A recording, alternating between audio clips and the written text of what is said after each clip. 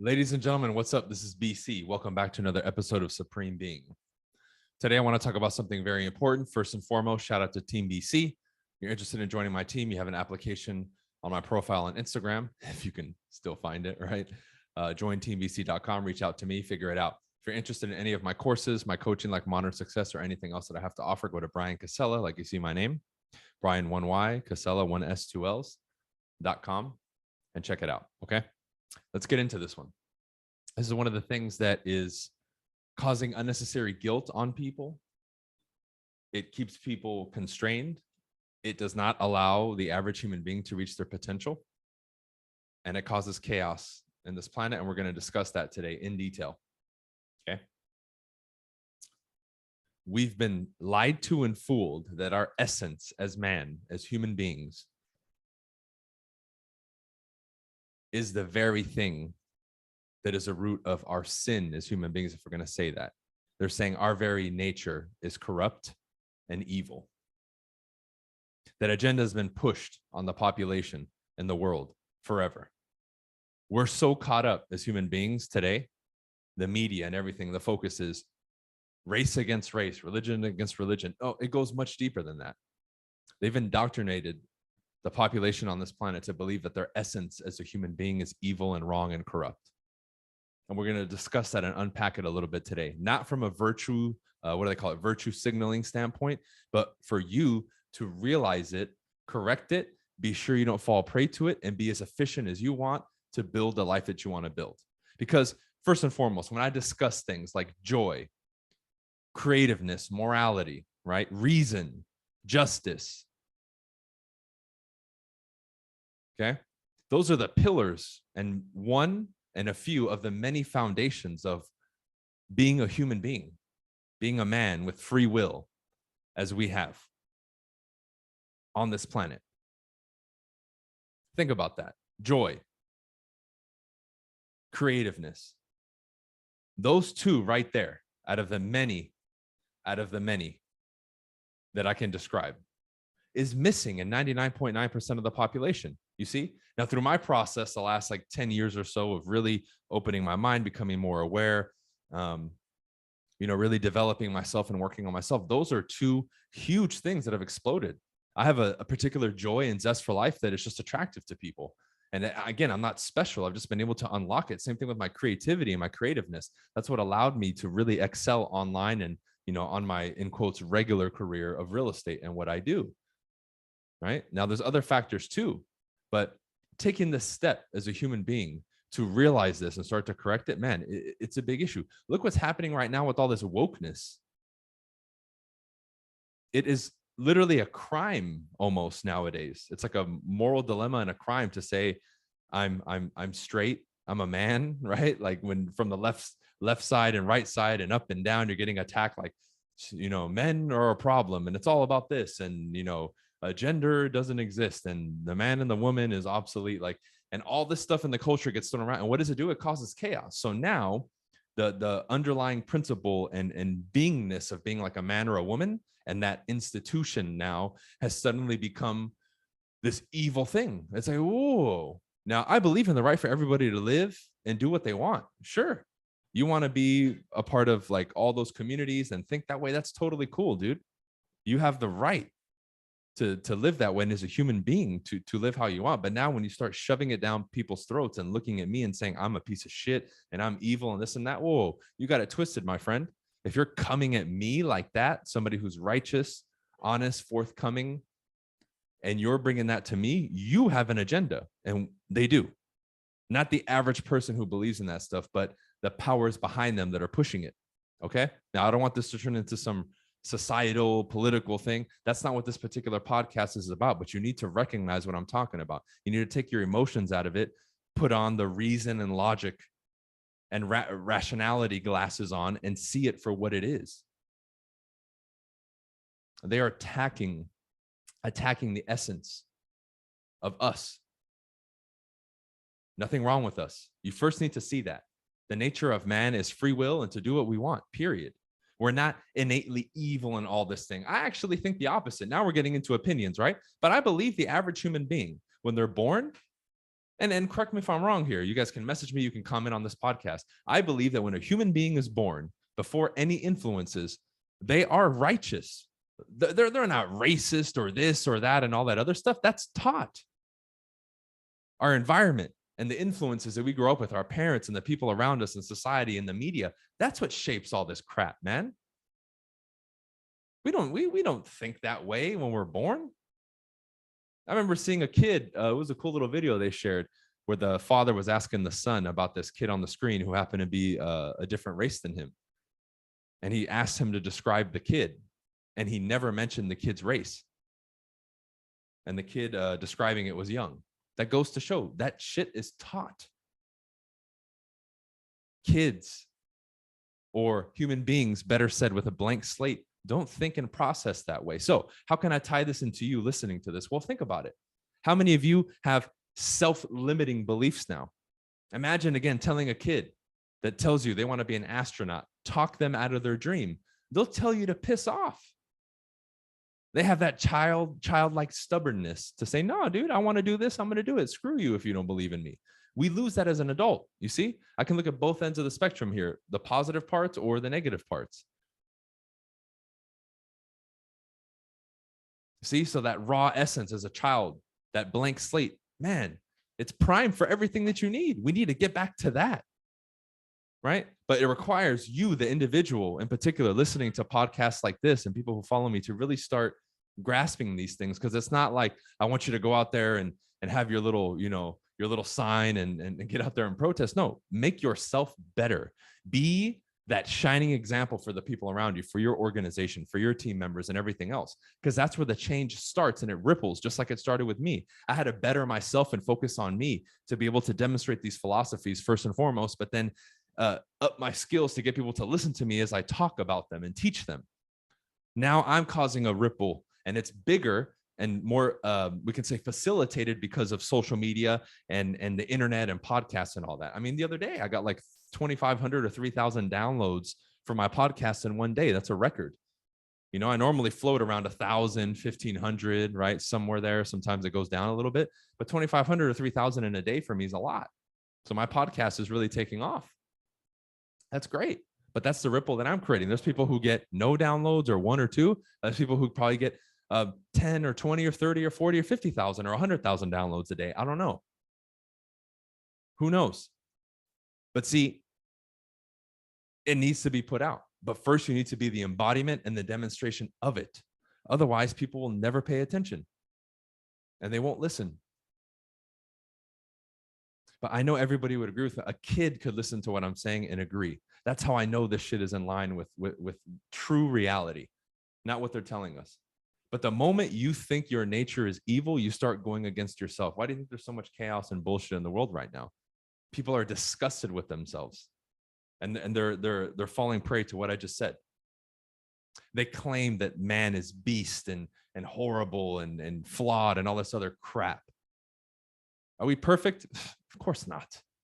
But man, to come out and say our nature and our essence is already that corrupted and fucked up, give me a break, dude. That's like if you're born into a family who happens to be, let's say, a criminal family, and you're the baby, that right away, when you're a baby and you're born, you're a piece of shit and this and that. Dude, the baby has nothing to do with it. Now he's going to learn from his environment and his family, of course. So he may turn into this corrupted seed, but guess what? The seed itself was not corrupted. It was watered with poison. So you have to take a step back and see this for what it is. Now, for you in your life, what are you going to do? What is it going to take for you to get back to that raw, clean essence of yours? The more I get back to that, the more efficient I become, the more fulfilled I become, the more righteous I become, the more kind I become, the more I understand when I need to use force and when not to use force, how I can lead better, how can I be a better example of being a man on this planet, and being an exemplary figure of what a man is, a real fucking man. And then being able to express my individuality as well within that. Because I by no means follow the standard in anything. Any of you who follow me know that. I'm in a profession where my tattoos and accessories and way of dressing and hair and demeanor contradicts everything supposedly, or every measure of success that I would need in my industry of real estate and sales. yet I'm dominating, and the people around me are dominating in an unconventional way. But see, that's in line. If I ever doubt anything, that's in line with a child, because a child would do it their way and they would figure a way out, and they would have that stubbornness like I did. You see, but I'm getting to that core, that root, that essence. We're not bad. We're not evil. The moment you believe that, right? Any action you take moving forward to you is futile. It doesn't matter. Why would I better myself, Brian? If I'm a piece of shit and I'm flawed, I'm not going to be anything anyway. I don't deserve anything. Well, you see how that self-talk would allow somebody to rob and cheat and steal and engage in activities that are to their detriment and to their family and friends' detriment and to the community's detriment. This is a vicious cycle we're discussing here, all with that root where they believe our essence has already been spawned in a corrupted way, which is false. I do not agree with that. I do not agree with that.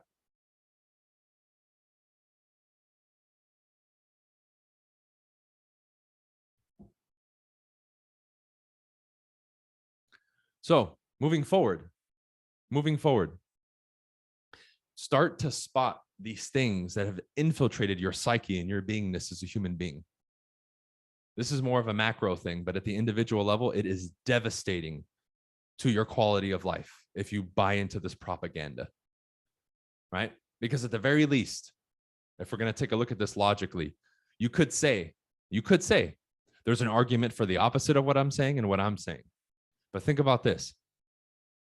If both are possible, why would you go and align with the one that puts you in a compromised position, that pits you against yourself and against every other human being on this planet, when you can adopt the other philosophy, the counter philosophy, that would fuel you, ignite you, catapult you ahead, allow you to live a fulfilled life, a happier life, a more productive life? Why would you choose the inferior technology if you have free will? What I just said implies there's already a choice. It presupposes a choice because both are possibilities technically in this reality. Therefore, you have the free will as a human being to choose what mental technology, what philosophy and belief system am I going to roll with? Why would you use the one that puts you against yourself? I would like to have a valid answer from somebody in regards to that. Why would I ever go against myself? That doesn't make any sense. The human being wasn't created to destroy itself. In what world? In what movie? You know, we're also told that our consciousness and our mind works against our body. No, it doesn't. I would say the mind is maybe a lot more, we can say, in its capabilities, in quotes, infinite than the body, because the mind can take you places the body can't, of course. But they work in unison. They work in harmony. I read a great quote. I think it said, a body without a soul is a corpse, and a soul without a body is a ghost, right? Man, powerful quote. Now people will try to pick it apart because I know our society is pessimistic. Well, it's the spirit, it's not a ghost. And how are you going to downgrade it? Look beyond that for a second and just understand the reference. They work in harmony. Putting them together gives you the opportunity to do something like our existence that otherwise would not exist. And even that's attacked. Oh no, well, screw the body and you need to get rid of the body. And it's just about the mind, which I get from a spiritual standpoint. Cool. But why is the body now the nemesis? Why is it evil? Right? They give you this, society gives you this moral gauge to this absoluteness, which basically is predicated on death, because it puts the objective of life at such an extreme corrupted path that like nobody can achieve it based on society standards. It's ridiculous. It's ridiculous. They expect you to do everything and everything at once, but not do this and do that. It's like, dude, what do you want me to do? You pit me against myself. This is impossible. This is an impossible task. So therefore, I'm not going to adopt that philosophy because it's self-destruction. The moral principle on the society one is death and destruction and chaos, which I don't want to align with. I know it's a necessary part of the existence, but why would I align with that and make that my purpose? Right? Just like every day people are born, every day people are dying, right? Life and death is, they're both parts of this world. But why would I align myself with death if I didn't have to, when I could align myself with life and progress and growth and light and sunshine and evolution? Why would I align myself with the other one? You get what I'm saying here, guys? It's a choice. You have free will. And everybody would agree with me. Some people won't because they study science and this other stuff starts bringing this stuff up. And look, I get it. We can take that potentiality of thought to the infinite when we start talking about quantum physics and metaphysical things. And okay, I get it. I'm pretty well studied in that stuff too. But are we just going to keep arguing with ourselves forever? I can understand a concept or see the possibility of one and something else possibly coexisting, or the potential that both of them are true, and still be okay without grabbing onto one side and being so extreme that I say, fuck everybody else. That's a problem with religion and a lot of other things. It's no, what I'm doing is right. Like when we look at history, how the fuck do we know what actually happened? You don't. Who built the pyramids in Egypt? You don't know. Nobody can say there's a definitive answer. Why? Everybody existing today wasn't alive when those things were constructed. I don't care what theory you know or whatever. And even if you did, right? Let's say somebody is right. It's still foolish for everybody to be like, oh my God. Like you're wasting your time. Just like when people bring me up all these other theories, cool. If that's the case, great. I'm not going to get all emotional about it. You see? But see, that's our society nowadays. That's our society. It's crazy. I'm not going to get caught up in that.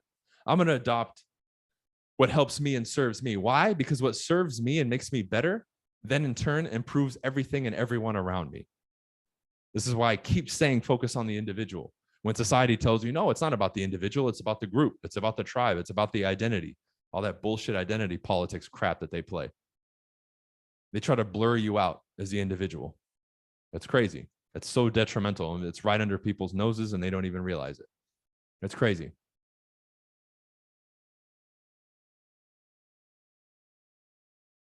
You will be an agent of your evolution or destruction. Choose, and choose wisely. Choose wisely. Because if this concept is not understood to you after this podcast and moving forward, you are in for a world of chaos and madness. And the worst part is it's up here in your mind and you don't even realize it. It becomes such a normal part of your existence. And until you come across people like me and hang out and have different conversations, you don't even realize how caught up you are in that web of just madness. And it sucks because when it's out of your awareness, you have no idea that you're suffering.